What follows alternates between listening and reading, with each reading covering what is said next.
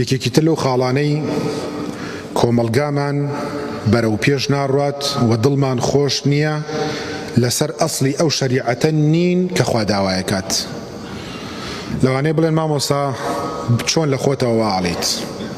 خەڵک ئەگەر دینی سەحیحی بیویستایە لە عەقیدا وەکو سەحابەکانە بوو، لە منهج و پرۆگرامیانە وەکەوانە بوو، لە ئاکار و ڕەفتار و مەعمەلەیە وەکەوە بوو، لە ژن و ژنخوازیە وەکەوە بوو. نەک لە سوچێکە بۆ دڕێکەوێت مخالەفەیەکی شەرعی خوا $50 بۆ گیرفانە ڕزیوەکەتی تیابێ بیکەی بڵێن نا من بە شەرعی خوا نایکەم، بە شەرعی خوا نایکەم. ئینسانی موسڵمان کە وتت خوای پەروەردگار وا فەرمی تر قسەی نامێنێ، ما کان لەهم الخیار، تر سەرپشکردن نامێنێ. بەڵام خەڵک ساڵانێکی زۆرە پێیان وتراوە تعزیە خێرە، فاتحە خوێندن خێرە، پیان وتراوە مەولود خێرە، هەر کەسێ دینارێ لە مەولودا ببەخشێ لەگەڵ ئەبوو بەکرایە. ئەمە هەمووی بوختانە، هەمووی بوختانە. ئەی چی بکەین؟ مردوەکانمان مرد هەر بچین قاپی داخەین بۆ خەڵ قاپی داخا خەڵکی لێ بمرێ، یا خەڵکت جوولەکەیەکی شێتە ماڵەکەی خۆی بە پیاوە زانێ. بەڵام ئێمەڵێن با کارێک نەکەین. ئایا پێغەمبەر صلی الله علیه وسلم وفاتی کرد کەس هەیە لەو بەڕێزتر؟ لە مزگەوتی مەدینە چەند ڕۆژ مۆمیان بۆ داگیرساند و جگەرەیانە کێشان ناو میحرابەکانە وەکو سەردەمانی زووکە ئەکرا نەخێر.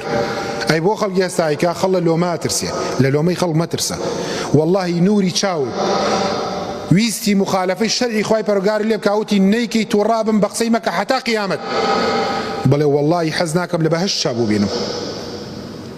ئەو بۆ دنیایەکی کاتی تۆیەوێت، بۆ مەسلحەت و بۆ مەرام و مەبەستی خۆی تۆیەوێت.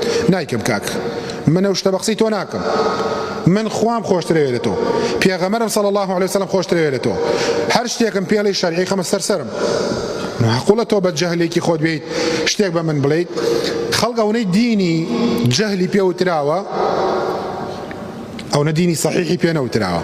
ئەمەش ئەگەڕێتەوە بۆی کە زۆرێک لەوانەی دەمڕاستی ئیسلام بوون ئەترسان لەوەی کە ئەگەر قسەی حەق بکەن زەکاتەکانیان نەفەوتێت، سەرفترەکانیان نەفەوتێت، دوای ئاغای دیەکەلیان تووڕابێ، دوای دەسەڵاتداران بانگیان ئەکات ئەڵێن کاکە دوورمانە خەنەوە لە مینبەر، تو خوا ئەگەر سەر مینبەرێک نەتوانی کەلیمەیەکی حەقی تیا بڵێ بۆچی باشە هەر زەلیل لێرە ئاوا بۆسیت کرچ و کاڵ بە عەمەل نایەوە.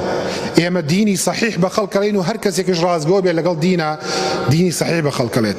چاوی لە منسەب و پارە و ئافرەت نییە، چاوی لەوە نییە بە دینەکەی بە دنیا بخوا، بە مێزەرەکەی و بە ڕیشەکەی و بە شەرواڵەکەی. ئەلموهیم گرنگەوەیە تۆ دڵی خەڵ لە خۆت عاجز مەکە.